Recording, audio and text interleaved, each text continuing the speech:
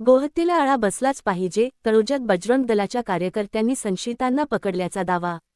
नवी मुंबई, गोहत्येला पूर्णपणे आळा बसावा आणि पशूंच्या बेकायदेशीर कत्तलीला प्रतिबंध करण्यासाठी प्रशासनाने कठोर व प्रभावी कारवाई करावी, अशी मागणी नागरिकांकडून करण्यात येत आहे। दरम्यान, तळोजा परिसरात बजरंग दलाच्या कार्यकर्त्यांनी गोवंशाची अवैध वाहतूक अथवा कत्तलीशी संबंधित असल्याचा संशय असलेल्या व्यक्तींना पकडल्याचा दावा केला आहे। या घटनेनंतर संबंधितांना पोलिसांच्या ताब्यात देण्यात आले असून पोलिसांकडून प्रकरणाची चौकशी केली जात असल्याची माहिती आहे। गायींचे संरक्षण, बेकायदेशीर कत्तलखान्यांवर नियंत्रण तसेच पशूंची अवैध वाहतूक रोखण्यासाठी संबंधित यंत्रणांनी नियमित तपासणी करून कायद्यानुसार कठोर कारवाई करावी, अशी मागणी होत आहे। कायद्याचे उल्लंघन करणाऱ्यांवर कोणताही भेदभाव न करता कारवाई झाली पाहिजे। मात्र कायदा हातात न घेता संबंधितांनी पोलिसांकडे तक्रार करून कायदेशीर मार्गाचा अवलंब करावा, अशी भूमिका नागरिकांकडून व्यक्त करण्यात आली। पाहत रहा पत्रकार महेश वऱ्हाडीची रिपोर्ट समीर शेखसह P4 news police press public power. Like करा, शेअर करा, सबस्क्राईब करा। हॅलो,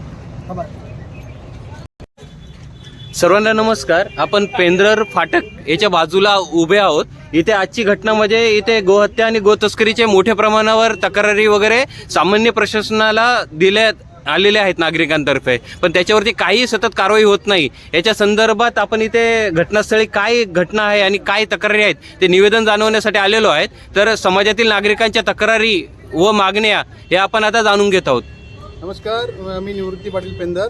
आज तळोजा शेजारीच आपला पेंदर टू खारघर नवीन ब्रिजात आहे। त्या साईडलाच भंगारचा व्यवसायासाठी जागा विकत घेऊन त्याच्या पाठीमागच्या साईडला कत्तलखाना उभारला होता। तर आज सकाळी आमचे गोरक्षक येऊन ते कत्तलखान्यामधले बरेच गोवंश होते, म्हणजे जिवंत पण पकडले आणि 2-3 हत्या झाल्या होत्या। त्याच्यानंतर ते आरोपी नावं समोर आली, त्याच्यानंतर तेच आरोपी आणि तेच हे पुन्हा होत आहे। ते पोलीस काही त्याच्यावर ॲक्शन घेत नाही, तर त्याच्यावर पोलिसांनी कडक कारवाई होऊन मकोका गुन्ह्यासंदर्भात त्यांच्यावर दाखल व्हायला पाहिजे। अशा किती घटना तुम्ही आजपर्यंत तक्रारी केलेल्या आहेत तळोजा पोलीस स्टेशन अंतर्गत? आज 10-15 आजपासून बऱ्याच वर्षभरापासून केलेल्या होत्या। आमचे गोरक्षक होते सर्व, सुनीलजी, अमरजी, त्याच्यानंतर मोतीराम दादा गोंदली, हे बरेच जण आमचे, हनुमान दादा, अमर उलवेकर। तुम्ही ज्या तक्रारी केल्या त्या संदर्भात कधी पोलिसांनी तुम्हाला बोलवलं आणि त्या तक्रारीची माहिती दिलेली आहे का आतापर्यंत? माहिती तर दिलेली नाही, वारंवार आम्हाला ते फक्त पोलिसांनी एवढंच सांगितलं होता की त्यांच्यावर कडक कारवाई केली जाईल।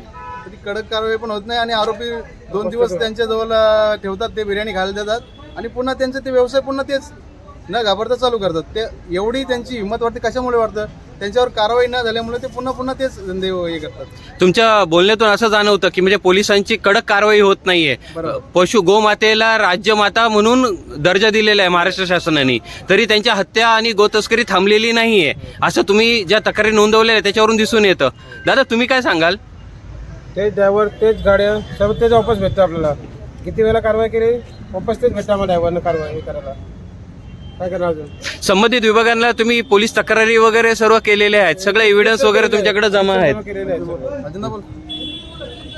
बोल दादा, तुम्ही काय सांगाल?